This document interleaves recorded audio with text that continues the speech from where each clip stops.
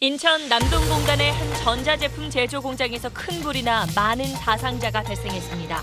유독가스 때문에 인명피해가 컸는데 일부 근로자들은 불길을 피해 건물에서 뛰어내리기도 했습니다.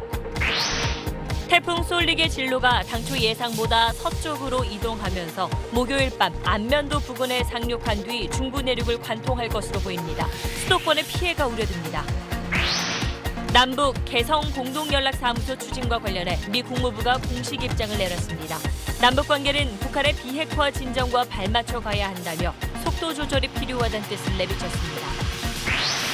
지난 2015년 민중 총궐기 집회에서 경찰 물대포에 맞아 쓰러진 고 백남기 농민 사망 사건에 대한 진상조사 결과가 나왔습니다. 경찰이 과잉 진압뿐만 아니라 당시 극우 사이트에서 제기한 빨간 우유 가격설까지 입맛에 맞게 악용한 걸로 드러났습니다. 안전진단을 받은 BMW 차량에서도 잇따라 불이 나면서 화재 원인에 대한 의혹이 커지고 있습니다. 차량 엔진 구조에 문제가 있는 것 아니냐는 주장이 제기되고 있습니다. 기업 간 담합과 같은 공정거래법 위반 행위를 공정위에서만 고발 가능하도록 한 전속 고발제가 폐지됩니다.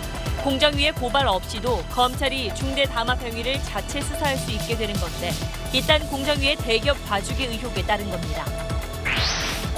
금강산 이산가족 상봉 이틀째 이산가족들은 호텔방에서 개별 상봉 시간을 가졌습니다. 못다한 이야기와 선물을 주고받으며 꿈같은 시간을 보냈습니다. 경북 봉화에서 70대 남성이 면사무소에 들어가 엽총을 난사해 직원 2명이 목숨을 잃었습니다. 폭염 속에 먹는 물 문제로 면사무소에 불만을 가졌던 것으로 드러났습니다.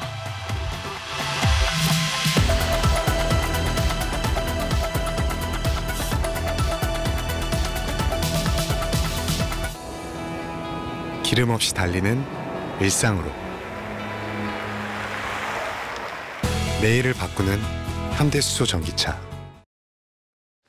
여러분 안녕하십니까? 오늘 8시 뉴스는 모두가 걱정하고 있는 태풍 쏠릭 소식으로 시작하겠습니다. 강력한 태풍 쏠릭이 한반도를 향해 차츰 다가오고 있습니다. 자, 지금은 일본 쪽에 있는데 내일 이맘때쯤에는 제주도 부근까지 접근하고 모레 목요일 저녁에는 충남, 안면도 쪽에 상륙할 걸로 보입니다. 그리고 이어서 서울의 바로 아래쪽을 지나갈 걸로 보입니다. 특히 이번 태풍은 비도 비지만 바람이 워낙 강해서 더 걱정입니다. 먼저 쏠릭의 이동 경로를 안영인 기자가 전해드리겠습니다. 태풍의 길목인 제주도. 태풍 쏠릭이 다가온다는 소식에 항포구마다 어선들이 속속 피항하고 있습니다. 쏠릭은 어제보다 더 강해져 중심에선 시속 155km의 강풍이 불고 있고 강풍의 반경도 380km까지 커졌습니다. 태풍은 목요일인 23일 새벽 제주도 서쪽 해상을 지나 밤에는 안면도 부근에 상륙할 전망입니다. 이어 화성과 과천, 남양주, 가평 등 수도권을 관통할 것으로 보입니다. 서울의 경우 금요일인 24일 새벽 3시쯤 태풍이 가장 가까이 다가설 것으로 기상청은 예상했습니다. 태풍이 북상하면서 전남과 제주도엔 100에서 최고 400mm가 넘는 많은 비가 오겠고 수도권과 강원, 충남, 전북에도 최고 150mm가 넘는 비가 오겠습니다. 특히 이번 태풍은 매우 거센 바람을 동반하고 있습니다. 해안과 산지에서는 최대 순간 풍속 초속 40m 이상의 매우 강한 바람이 불겠고 육상에도 초속 20에서 30m 내외의 강한 바람이 부는 곳이 있겠습니다. 서해안과 남해안, 제주도 해안에는 해일 가능성도 있다고 기상청은 경고했습니다. 이번 태풍의 최대 고비는 목요일부터 금요일 아침까지가 될 것으로 기상청은 내다봤습니다. SBS 안영인입니다. 자, 지금까지 이 쏠릭의 움직임을 보면 지난 2010년 한반도를 핥히고 지나갔던 태풍 곤파스와 비슷합니다. 당시 초속 30m가 넘는 바람에 6명이 숨지고 1,700억 원의 재산 피해가 났었습니다. 상습 침수 지역이나 태풍이 지나가는 지역에 계신 분들 단단히 대비하시고 또 주변에 있는 시설물도 다시 한번 둘러보시기 바랍니다. 김영하 기자입니다. 철골 구조물이 엿가락처럼 휘어지고 부러졌습니다. 초속 30m가 넘는 강한 바람에 쓰러진 가설물이 지하철역 입구를 덮치고 서울 시내에서만 가로수 2천여 그루가 뿌리채 뽑히거나 부러졌습니다. 지난 2010년 7호 태풍 곤파스가 불과 4시간 만에 수도권을 관통하며 남긴 상처입니다. 제주도를 거쳐 충남 서쪽 해안을 지나 한반도에 상륙한 뒤 수도권을 훑고 동해로 빠져나간 곤파스의 경로는 쏠릭의 예상 경로와 놀랄 만큼 흡사합니다. 당시 곤파스의 최저 중심 기압은 960헥토파스칼. 크기는 중형이지만 위력은 강했던 것도 쏠릭과 꼭 닮았습니다. 곤파스는 당시 세력이 비교적 약해진 상태에서 한반도에 상륙해 4시간 만에 빠져나갔습니다. 그런데도 17명의 인명피해와 함께 1,700억 원이 넘는 막대한 재산 피해를 냈습니다. 인구와 자원이 집중된 수도권을 관통한 탓입니다. 하지만 곤파스의 피해가 적었던 다른 지역도 방심은 금물입니다. 비슷한 경로라고 해도 태풍이 해상이나 육상을 지나면서 세력이 변할 수도 있고요. 그리고 태풍의 이동 속도에 따라서도 영향을 미치는 바가 달라질 수도 있기 때문에 계속 상황을 지켜봐야겠습니다. 특히 한반도 동쪽의 북태평양 고기압이 더 확장하면 쏠릭이 수도권에 직접 상륙할 가능성도 있어 각별한 대비가 필요합니다. SBS 김영아입니다. 다음 소식 이어가겠습니다. 남과 북이 개성의 공동 연락사무소 설치를 추진하는 데 대해서 미국 국무부가 공식 답을 내놨습니다. 남북 관계는 북한의 비핵화와 발을 맞춰가야 한다면서 남북 관계 진전에 속도 조절이 필요하다는 뜻을 내비쳤습니다. 먼저 워싱턴 손성민 특파원입니다. 미 국무부가 남북 공동연락사무소 추진에 대한 SBS의 서면 질의에 나워트 대변인 명의로 답변해 왔습니다. 남북한이 개성에 공동연락사무소를 열기로 계획하는 걸 알고 있다. 미국은 북미 정상회담에서 판문점 선언을 재확인했는데 남북관계의 진전이 비핵화 진전과 발맞춰 가야 하기 때문에 그렇게 한 것이라고 설명했습니다. 연락사무소 설치가 판문점 선언에 담긴 내용이라는 점을 알고 있지만 그렇다고 해도 북한의 비핵화 진전과 보조를 맞춰 진행돼야 한다며 속도 조절을 요구한 겁니다. 연락사무소 개설 과정에서 북미 간 비핵화 대화의 추이를 살피고 대북 제재를 이행하면서 추진해달라는 일종의 속도 조절 요구라고 봅니다. 국무부는 이어 문재인 대통령이 언급한 대로 남북관계의 개선은 북한의 핵 문제 해결과 별도로 진전될 수 없다고 다시 한번 강조했습니다. 청와대가 어제 연락사무소 개소에 대해 미국도 이해를 표명한 것으로 알고 있다고 밝힌 것과는 다소 다른 분위기입니다. 청와대는 오늘 국무부 입장이 나온 뒤에도 실무급에서 관행적으로 답하는 원론적인 이야기라며 크게 의미를 부여할 필요가 없다고 생각한다고 밝혔습니다. 워싱턴에서 SBS 손성민입니다. 그럼 워싱턴을 연결해서 미국의 속내를 조금 더 알아보겠습니다. 손성민 특파원. 네, 워싱턴입니다. 네, 먼저 우리 정부와 미국 사이에 온도차가 조금 느껴지는데 그 배경을 뭐라고 봐야 될까요? 미국이 남북 대화를 반대하는 건 아닙니다. 다만 지금 시점에서 남북 대화의 쓸모에 대한 한미 간 시각 차이는 있다고 봐야 할 것 같습니다. 우리 정부는 대화가 비핵화 협상을 촉진한다고 여기는데 미국은 현재로선 대화보다는 북한 압박을 위한 공조가 우선이라고 보는 거죠. 청와대가 실무자급의 관행적 답변이라고 했지만 미 정부의 공식 창구인 국무부 대변인 면의로 답변했다는 것도 눈여겨봐야 할 겁니다. 대화보다는 압박이 필요한 시점으로 보고 있다는 건데 이렇게 미국이 나온 건 아무래도 이 폼페이오 장관의 북한 방문이 임박했다는 점, 그것도 좀 작용을 했겠죠? 네, 또다시 빈손으로 돌아올 수는 없으니까요.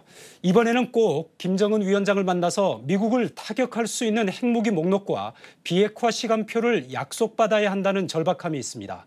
강경화 외교장관이 오늘 국회에서 미국이 조만간 대북 독자 제재를 추가로 발표할 거라고 했는데 그만큼 미국이 폼페이오 방북 전에 협상력을 극대화하겠다는 의도입니다. 그리고 오늘 트럼프 대통령이 두 번째 북한과 정상회담 가능성이 크다 이런 말도 했는데 이건 어떤 맥락에서 봐야 되나요? 네, 트럼프 대통령이 로이터 통신과 인터뷰에서 김 위원장과 서로 좋아하는 사이라며 다시 만날 가능성이 크다고 밝혔습니다. 폼페이오 방북이 잘 되면 약속했던 워싱턴이나 자신의 말하라고 별장에서 2차 정상회담을 할 수도 있다는 일종의 당근입니다. 김 위원장이 최근 대북 제재를 강도적인 봉쇄라며 비난한 데 대한 달래기 측면도 있어 보입니다. 지금까지 워싱턴에서 전해드렸습니다. 네, 다음은 안타까운 화재 소식 전해드리겠습니다. 오늘 오후 인천 남동구에 있는 한 전자제품 제조 공장에서 불이 났습니다. 지금까지 9명이 숨지고 4명이 다쳤습니다. 건물 4층에 있는 식당 근처에서 불이 처음 시작되는 걸로 소방당국은 파악하고 있습니다. 먼저 백운 기자입니다. 공장 4층 창문으로 불길과 함께 검은 연기가 치솟습니다. 놀란 직원들이 황급히 건물을 빠져나옵니다. 미처 빠져나오지 못한 사람은 연기가 뿜어져 나오는 창문 사이로 애타게 구조를 요청합니다. 오후 3시 40분쯤 인천 남동구 논현동에 있는 전자제품 제조 공장에서 불이 났습니다. 이 불로 9명이 숨지고 4명이 다친 걸로 파악됩니다. 사망자 가운데는 불길을 피하지 못해 건물에서 뛰어내리다 숨진 사람이 2명입니다.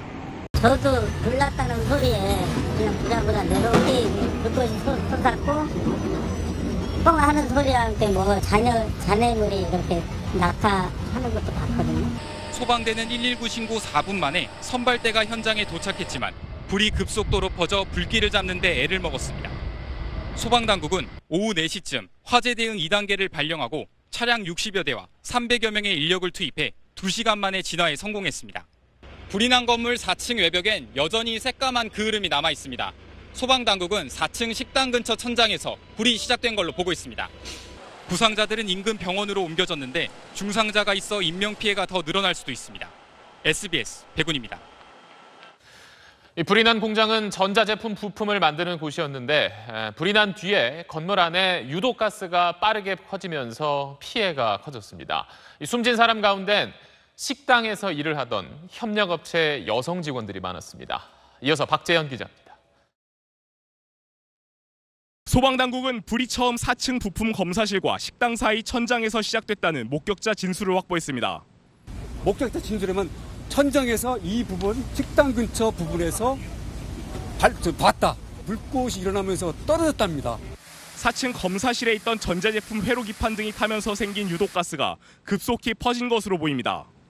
사망자들은 전산실에서 5명, 식당에서 2명이 발견됐습니다. 2명은 유독가스를 피해 창문에서 구조를 기다리다 뛰어내렸지만 병원으로 옮겨진 뒤 숨졌습니다. 숨진 사람들은 여성 6명, 남성 3명인데 이 가운데는 식당 등에서 일하는 협력업체 소속 노동자들이 많았던 것으로 알려졌습니다. 회사 측은 공장 내부에 스프링클러도 있고 소화전도 있었다면서 지난달 화재 경보 시험도 통과했다고 주장했습니다. 소방당국은 정확한 화재 원인을 파악하면서 스프링클러 작동 여부도 확인 중이라고 밝혔습니다. SBS 박재현입니다. 네, 더 이상의 피해가 없길 바라겠습니다. 그럼 이번엔 현장에 나가 있는 취재 기자를 연결해서 지금 상황 어떤지 알아보겠습니다. 고정현 기자, 지금도 건물 안에서 수색 작업이 이루어지고 있나요? 네, 맞습니다. 현재 소방당국은 왕복 4차로 도로 등 화재 현장 주변 진출입로를 모두 통제한 채 수색 작업을 계속 이어나가고 있습니다. 화재 현장에 매캐한 냄새가 조금 나긴 하지만 보시는 것처럼 불길은 완전히 잡힌 상태이고 끊임없이 뿜어져 나오던 연기도 더 이상 나오지 않는 상태입니다. 다만 소방과 경찰 직원들이 주변을 분주히 오가면서 화재 현장에 혹시 있을지 모를 피해자를 찾기 위해 노력하고 있는 상태입니다. 현재 건물 안 전기가 완전히 끊긴 상태라서 비상 조명을 켜고 조심스럽게 수색 작업을 이어나가고 있습니다. 건물 바깥에는 직장 동료를 잃은 공장 직원들이 발길을 떼지 못하고 모여서 참담한 표정으로 이야기를 나누고 있습니다. 불이 난 공장 외벽 조리식 패널 일부는 완전히 뜯겨져 나갔습니다. 이 소방관들이 연기를 빼내기 위해 깨부순 창문도 곳곳에 보이는데요.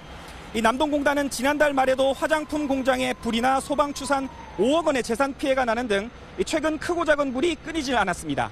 이 공장들이 다닥다닥 붙어 있는 데다 화학약품을 다루는 공장이 많아서 화재 취약 지역으로 계속 지목되는 곳인데요.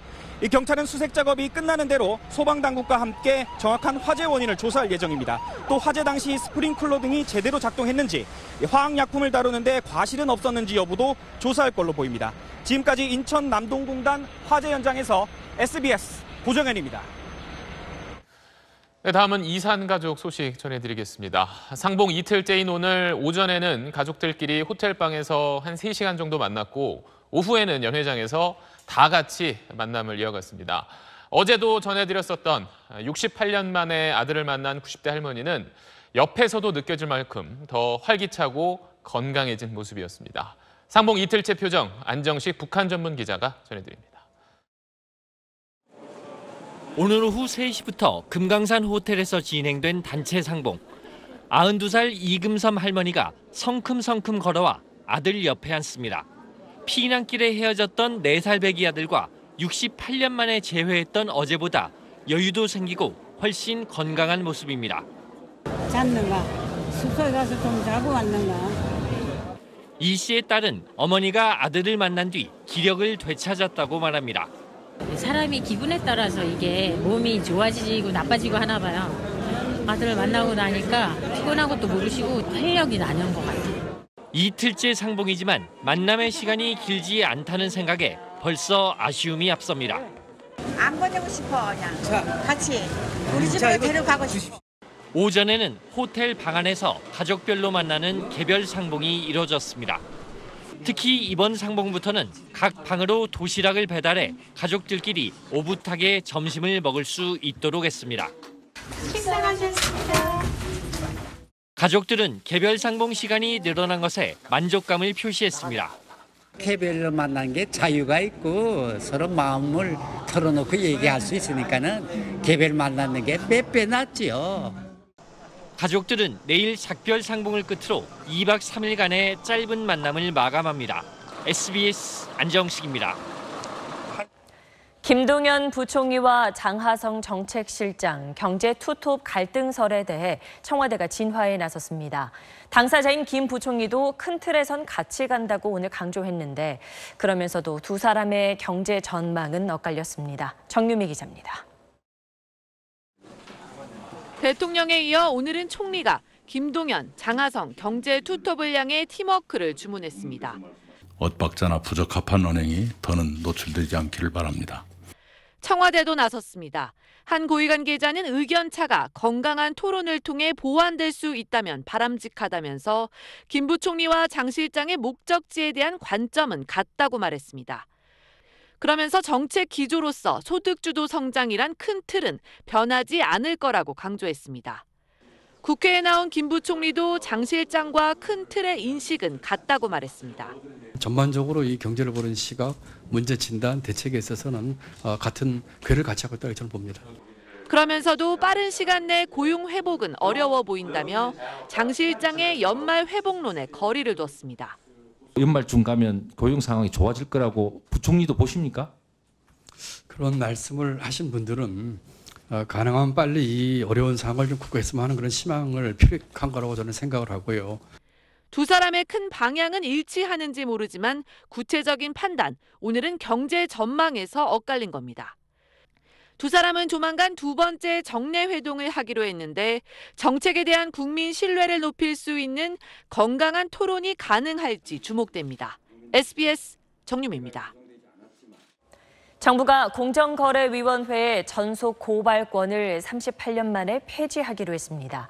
앞으로 기업의 중대 담합 행위에 대해선 공정위의 고발 없이도 검찰이 곧바로 수사에 나설 수 있게 된다는 건데 화강윤 기자가 설명해 드립니다. 전속 고발권은 공정거래법 관련 사건에 공정위의 고발이 있어야만 검찰이 기소할 수 있는 제도입니다. 고발 남용으로 기업의 경제활동이 위축되는 걸 막자는 취지로 도입됐습니다. 하지만 공정위가 이 권한을 무기로 대기업 봐주기를 하고 이를 내세워 퇴직 임원들의 자리를 강요해왔다가 적발됐습니다. 심지어 검찰 고위 관계자는 공정위가 조사하는 사건이 캐비닛에서 어떻게 사라지는지 모른다며 강한 불신을 나타내기도 했습니다. 법무부와 공정위는 가격 담합, 생산량 조절, 입찰 담합 등 중대 담합 행위에 대해선 공정위 고발이 없어도 검찰이 직접 수사할 수 있도록 합의했습니다. 시민단체와 소액주주 등 누구라도 검찰에 직접 고발할 수 있게 됐습니다.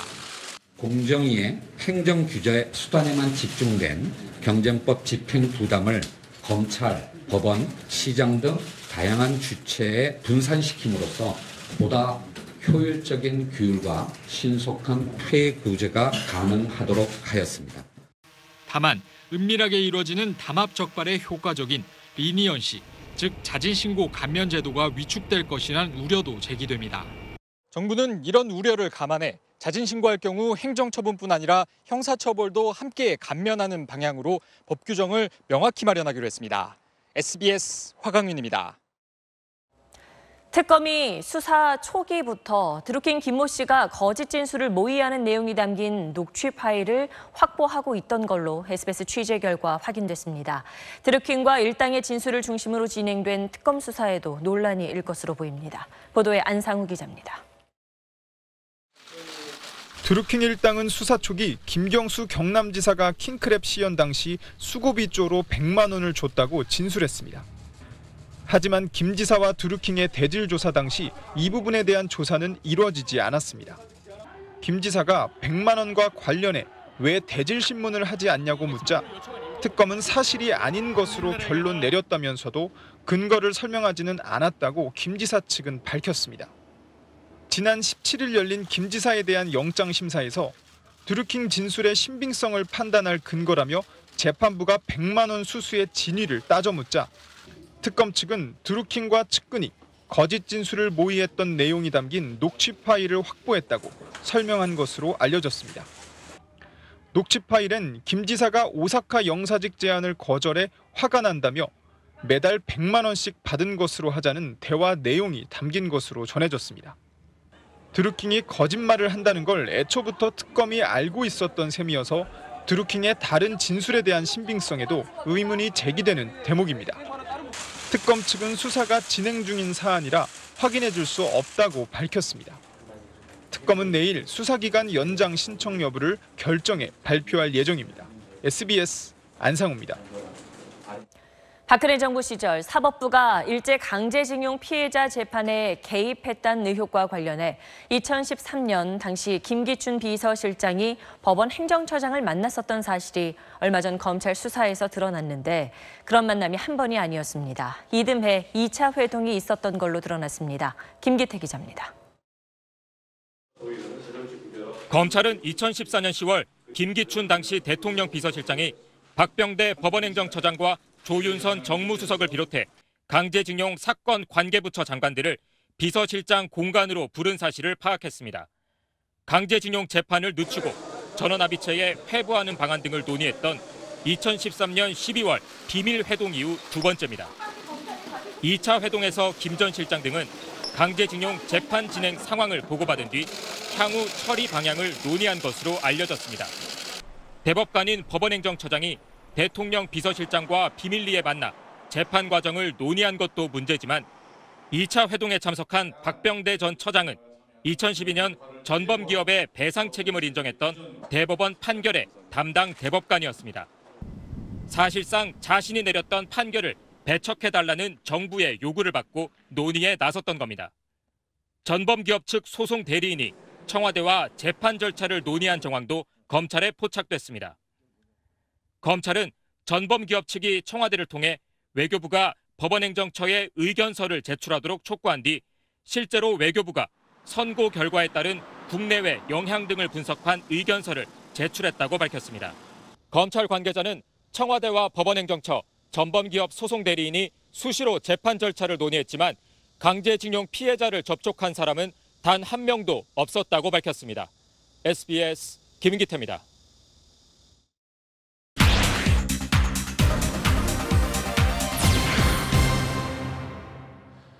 네, 우여곡절 끝에 국회가 특수활동비를 최소한만 남기고 없애기로 했지만 이 특활비는 사실 국회만의 문제가 아닙니다. 지난해 정부기관이 쓴 특활비가 8천억 원이 넘습니다. 정부 부처들이 신고한 사용 명목을 SBS가 단독 입수했는데 어디에 또 얼마나 썼는지 먼저 권지윤 기자가 전해드리겠습니다. 2017년 한 해 동안 지출된 특수활동비는 모두 8,167억 원입니다. 국정원 4,460억 원, 국방부 1,642억 원 등 21개 국가기관에서 사용됐습니다. 특활비는 수사나 정보 수집 활동 중에서도 사용처가 밝혀지면 안 되는 경우에만 예외적으로 쓰이는 건데 수사나 정보 활동과 거리가 먼 기관에서 다양한 명목으로 지출했습니다. 국무총리실은 국무조정실 기본경비, 정당과 시민사회 등 국민과의 소통 강화, 국정활동 수행, 3개 명목으로 11억 원을 썼습니다.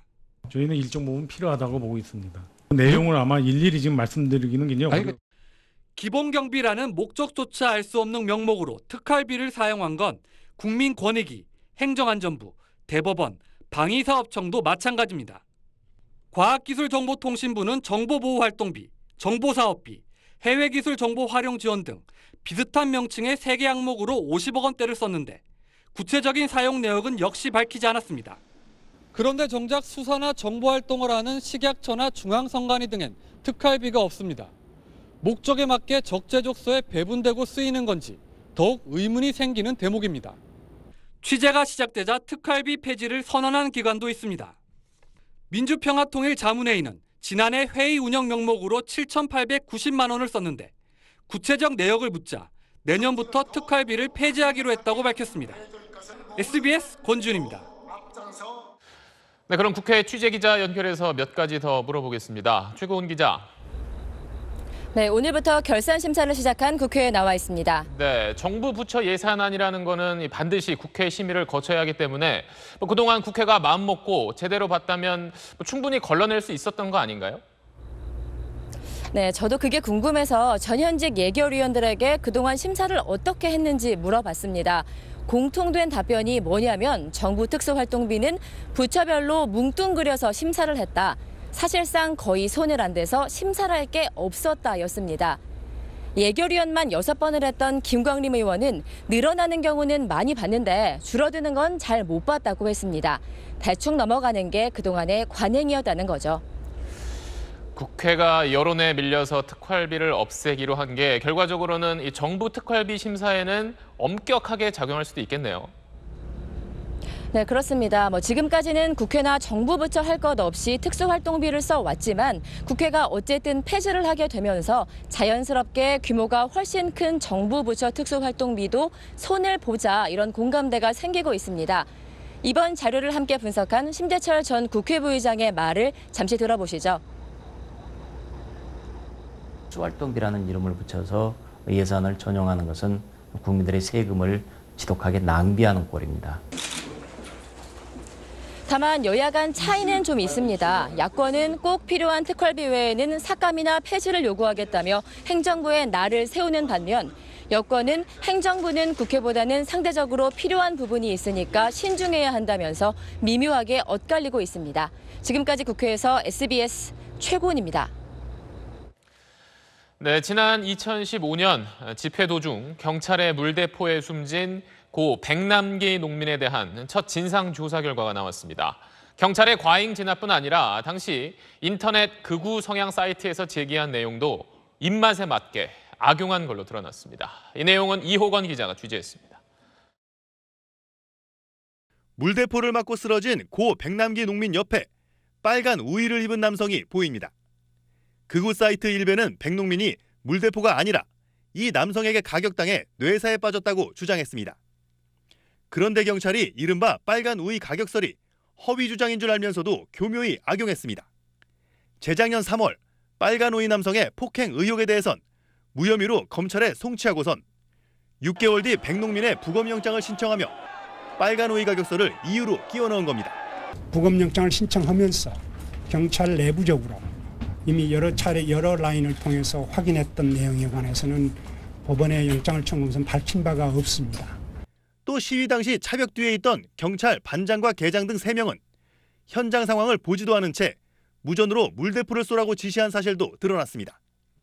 그런데도 이들은 검찰 수사는 물론 경찰 내부 징계도 받지 않았고 심지어 승진한 사람도 있었습니다.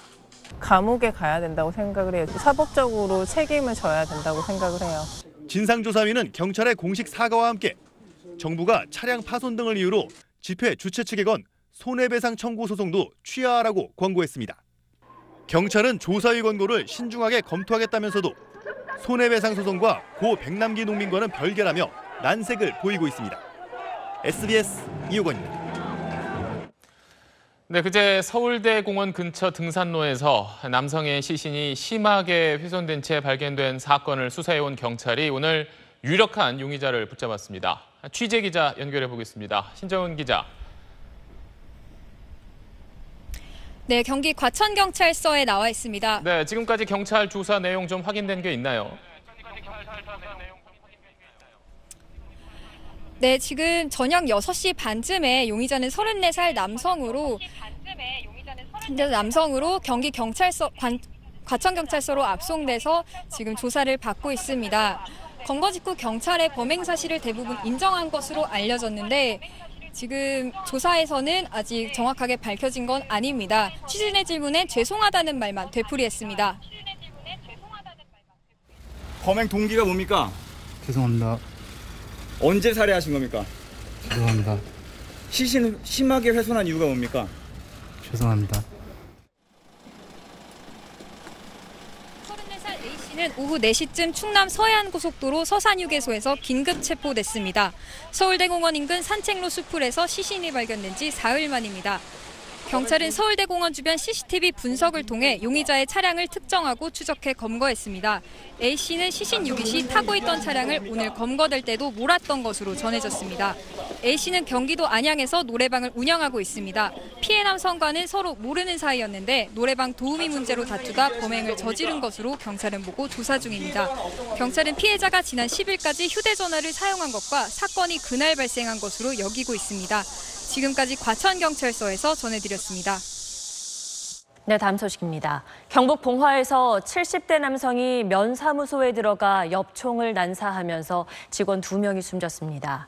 물 문제로 이웃과 면사무소에 불만을 가졌던 것으로 드러났습니다. TBC 이지원 기자입니다.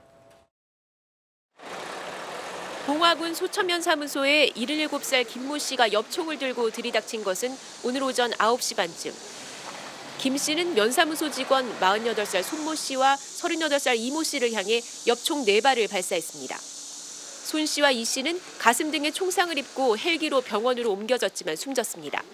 그냥 들어가고 바로 오른쪽 들어가고 손 들어가고 땡겼으니 부쌌으니까. 김 씨는 면사무소에서 총기 난사를 하기 전인 9시 15분쯤에도 붉은 한 사찰 앞에서 이웃 주민인 승려 임모 씨에게 엽총을 쏴 어깨에 총상을 입혔습니다. 경찰에 따르면 피의자 김 씨 집은 지대가 높아 임 씨 등 3가구와 별도의 펌프를 설치해 물을 나눴었는데 최근 폭염으로 물이 줄면서 갈등을 빚어왔습니다. 이웃 주민하고 이제 상수도 문제로 계속 시비가 되었다가 오늘 이런 사건이 발생된 것 같습니다. 한 열흘 전쯤에 지금 그 면사무소에 민원 전화를 하고 또 한 번 또 찾아오기도 하고. 범행에 사용한 엽총은 유해조수 구제용으로 등록해 소천면 파출소에 영치해둔 것으로 오전 7시 50분쯤 김 씨가 출고한 것으로 확인됐습니다. 지난달 말에는 승려 임 씨가 김 씨의 총기 사용에 위협을 느낀다고 민원을 넣은 것으로 확인됐습니다. 경찰은 피의자 김 씨에 대해 살인 혐의로 구속영장을 신청할 방침입니다. TBC 이지원입니다. 최근 군 위문 공연 영상을 놓고 논란이 뜨겁습니다. 비키니 차림의 여성 모델 공연 모습이 담겨 있는데 육군은 사과했지만 비난 여론은 거세지고 있습니다. 한지연 기자입니다. 경기도의 한 군부대. 기본 포즈 4가지를 제가 한번 드리겠습니다. 장병의 함성 속에서 비키니 차림의 한 피트니스 모델이 갖가지 포즈를 취합니다. 저는 올해 나이가 어떻게 되시죠? 군 위문 공연인데 노출 수위가 매우 높습니다. 영상이 공개되자 성을 상품화한 게 아니냐는 논란이 불거졌습니다. 아니 무슨 비키니 대회도 아니고 군에서 굳이 이런 저건 좀 많이 아닌 것 같아요. 뭐 사기 진작은 되겠지만 좀 선이 있어야 된다고 생각을 해요. 논란이 확산되자 육군 수도방위 사령부는 페이스북을 통해 민간단체에서 준비한 공연이라 미리 내용을 알 수 없었다면서 사과의 뜻을 밝혔습니다. 군의 사과에도 해당 페이스북엔 1,300개가 넘는 댓글이 달리며 갑론을박이 이어졌고 청와대 국민청원 게시판에는 군대 위문 공연을 폐지해달라는 청원이 올라와 16,000명이 넘게 동의했습니다. 여성단체들은 군 위문 공연 문화가 변해야 한다고 입을 모읍니다. 위문 공연의 노출 정도로만 고민하지 말고 여성이 남성을 위문해야 한다는 그 사고방식 자체를 돌아볼 필요가 있다고 생각됩니다. 육군은 앞으로 외부 단체가 참여하는 공연도 사전에 확인해 비슷한 일이 재발하지 않도록 하겠다고 밝혔습니다. SBS 한지연입니다. 어제도 경북 문경에서 BMW 차량 화재가 있었죠. 이 차를 포함해 안전진단 받은 차에서 불이 난 게 벌써 3번째인데 이런 걸 봤을 때 회사가 말하는 부품 문제가 아니라 애초에 엔진 설계가 잘못된 거라는 주장이 힘을 얻고 있습니다. 이강 기자가 취재했습니다.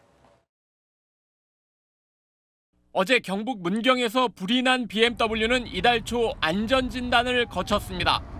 지난 16일 서울 광진구, 4일 전남 목포의 화재 차량에 이어 안전진단을 받고 불이 난 3번째 사례입니다. 이렇다 보니 리콜 대상 BMW 차량 엔진의 구조와 설계가 근본적으로 잘못된 것 아니냐는 주장이 힘을 얻고 있습니다.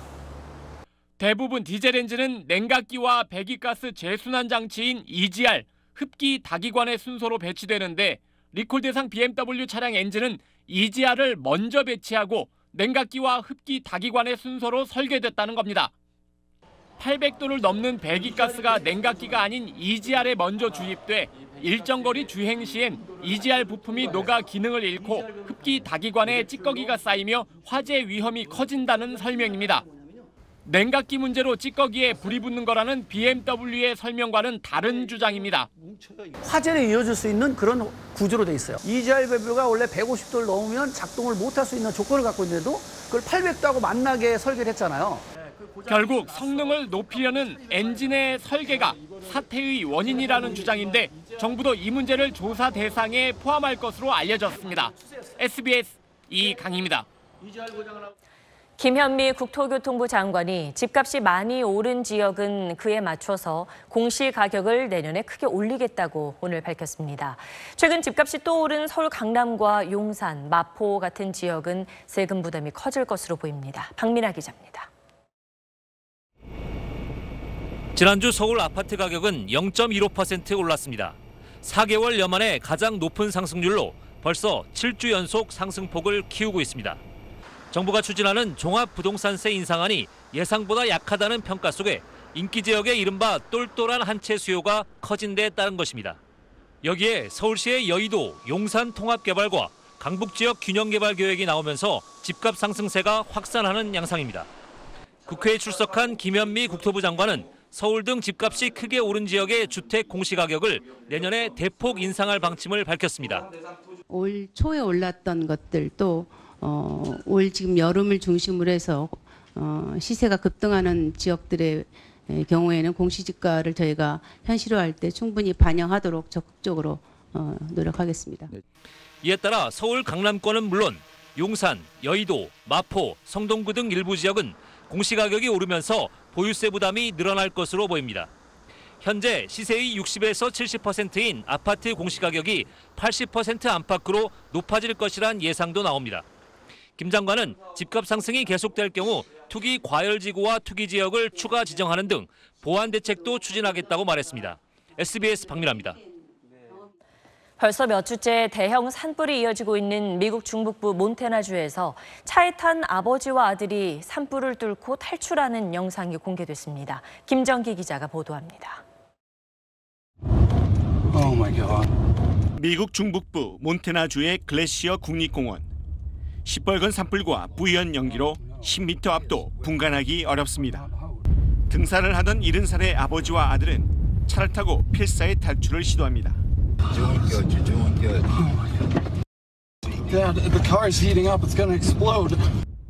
갈수록 불길이 거세지면서 탈출이 어려워집니다.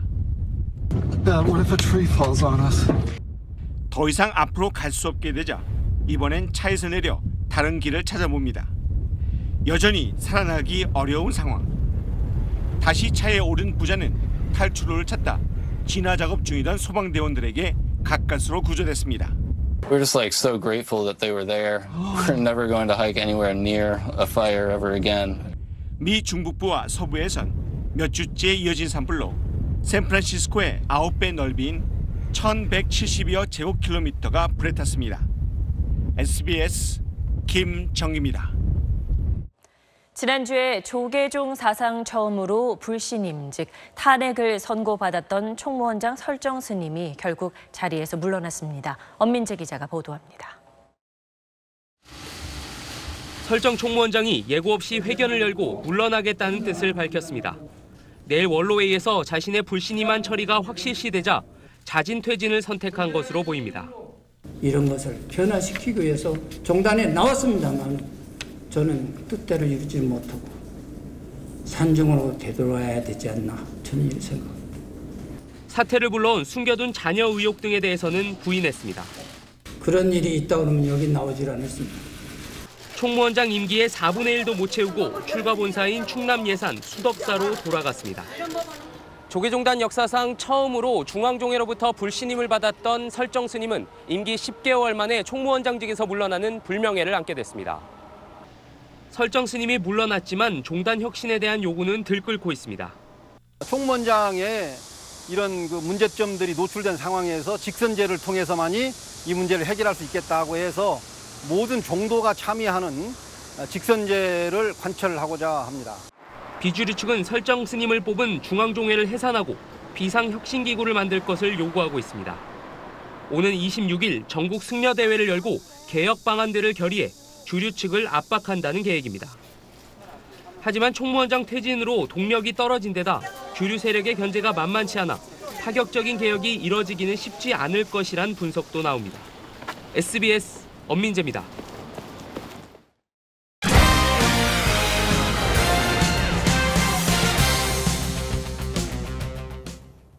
자카르타에서 아시안게임 소식 전하겠습니다. 오늘도 태권도에서 금메달이 나왔습니다. 67kg 이상급의 이다빈 선수가 화끈한 발차기로 2회 연속 금메달을 목에 걸었습니다. 김영렬 기자입니다.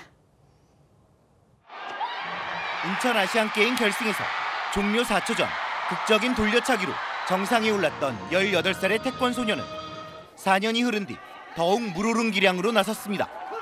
8강전에서 24점, 준결승에서 17점 차의 완승을 거뒀고 카자흐스탄 데니스와 결승에서도 다양하고 화끈한 발차기로 리드를 잡았습니다. 27대 21로 이겨 2회 연속 정상에 우뚝 서며 우리 선수단은 6번째 금메달을 선사했습니다. 엄마 보고 싶었어요, 그냥. 여기서 멈추지 않고 저는 더 도전하겠습니다. 57kg급의 이아름은 마지막 순간 고개를 떨궜습니다. 중국 루우종 씨와 결승에서 4대4로 맞선 종료 직전 한 점짜리 주목 공격을 성공했지만 너무 일찍 좋아하다가 2점짜리 역전 발차기를 맞고 은메달에 만족해야 했습니다. 펜싱 여자협회의 강영미와 남자 플레레 손영기는 준결승에 진출해 금빛 찌르기를 노리고 레슬링의 간판 류한수는 결승에 올라 2회 연속 금메달에 도전합니다. SBS 김영렬입니다. 유독 아시안게임 개인전 금메달과 인연이 없었던 사격 황제 진종호 선수가 이번에도 징크스를 깨지 못했습니다. 주최 측의 미숙한 경기 운영 탓에 평정심을 잃고 노메달에 그쳤습니다. 이성훈 기자입니다. 결선 시작 직전 연습 사격을 마친 진종호가 심판에게 뭔가를 항의합니다. 마지막 발 결과가 모니터 화면에 뜨지 않아 고장이 의심된다는 겁니다. 다른 국제대회들처럼 완벽한 점검이 이루어질 때까지 제한 없이 연습 사격을 하게 해달라고 요청했는데 심판들은 이례적으로 딱 한 발만 더 쏘라고 지시했습니다. 흥분한 기색이 역력해진 진종호는 결선에서 최악의 부진을 보였습니다. 178.4점으로 전체 5위에 그친 뒤 굳은 표정으로 경기장을 빠져나갔습니다. 10년 넘게 권총의 신으로 군림했지만 유독 아시안게임 개인전 금메달만 인연을 맺지 못했던 진종호는 4대회째 징크스를 깨는 데 실패했습니다. 우슈 남자 도술 곤술 부문에 나선 조승재는 중국의 우자호아에 이어 은메달을 차지했습니다. 여자 농구 단일팀은 19점을 넣은 북측 에이스 로수경의 활약으로 카자흐스탄을 크게 꺾고 조 2위로 8강에 올랐습니다. 팔렘방에서 SBS 이성훈입니다. 펜싱 남자 사브르에서 구본길 선수가 금메달, 오상욱 선수가 은메달을 차지했습니다. 멋진 승부는 물론 선후배의 아름다운 전까지 보여줘 훈훈한 감동을 전했습니다. 이 소식은 유병민 기자입니다. 마지막 찌르기에 성공하며 펜싱 사상 첫 아시안게임 3회 연속 우승에 위협을 달성했지만 구본길은 웃지 않았습니다. 결승 상대였던 후배 오상욱이 병역 혜택을 받을 기회를 놓친 것에 대한 미안함 때문입니다. 저 개인에 대한 3연패라는 기록도 있고 사실 후배에게는 더 좋은 기회였고 구본길이 울먹거리자 7살 어린 오상욱은 선배의 등을 쓰다듬어 주었습니다. 간판 스타 구본길과 떠오르는 샛별 오상욱은 이번 대회에서 압도적인 기량으로 나란히 결승에 올랐습니다. 각자의 목표를 위해 치열한 접전을 펼쳤고 승패는 딱 한 점 차로 가려졌습니다. 만났을 때 이제 후회 없이 게임을 뛰자고 했는데 본길이 형이 좀 미안한지 되게 표정이 안 좋으시네요. 후배의 의연함에 선배 구본길은 모레 열리는 단체전에서 반드시 금메달로 보답하겠다는 각오를 밝혔습니다. 아직 후배에게는 한 번의 단체전의 기회가 있기 때문에 제 인생의 모든 걸 쏟아부어서 후배에게 더 좋은 길을 열어주고 싶습니다. 자카르타에서 SBS 유병민입니다. 어젯밤 위기에 빠진 축구대표팀을 구한 주인공은 역시 손흥민 선수였죠. 가라앉은 팀 분위기를 바꾸는 해결사 역할을 톡톡히 했습니다. 이정찬 기자입니다. 월드컵 대표팀에선 경기가 안 풀리면 짜증을 내기도 했던 손흥민이지만 주장 완장을 차고선 달랐습니다. 프리킥이 빗나가도 웃는 여유를 보였고 수시로 동료를 격려했습니다. 그리고 후반 18분 승부를 결정짓는 시원한 한 방을 터뜨렸습니다. 역시 이름값을 하네요. 그렇습니다. 말레이시아전에서부터 이어지던 답답한 흐름을 바꾼 값진 골이었습니다. 3,000명이 넘는 관중은 손흥민을 연호했고 손흥민은 활짝 웃은 뒤 주먹을 불끈 쥐며 에이스의 면모를 보여줬습니다. 기분 좋은 골이고 흥민이 형을 따라갈 수 있는 그런 계기가 되지 않았나. 손흥민은 더 강해지겠다고 약속했습니다. 이란이 됐던 우즈베키스탄이 됐던 다들 우승을 할 수 있는 팀들이기 때문에 한 끗 차이라고 생각을 하고 저부터 선수를 잘 끌고 나가야 될 것 같습니다. 16강 상대 이란이 껄끄러운 건 분명하지만 손흥민을 중심으로 똘똘 뭉친 대표팀은 자신감이 가득합니다. 자카르타에서 SBS 이정찬입니다. 이번 아시안게임에서 처음 시범 종목으로 선정된 e스포츠 국가대표 선수들이 팬들의 응원 속에 출정식을 가졌습니다. 지금까지 자카르타였습니다.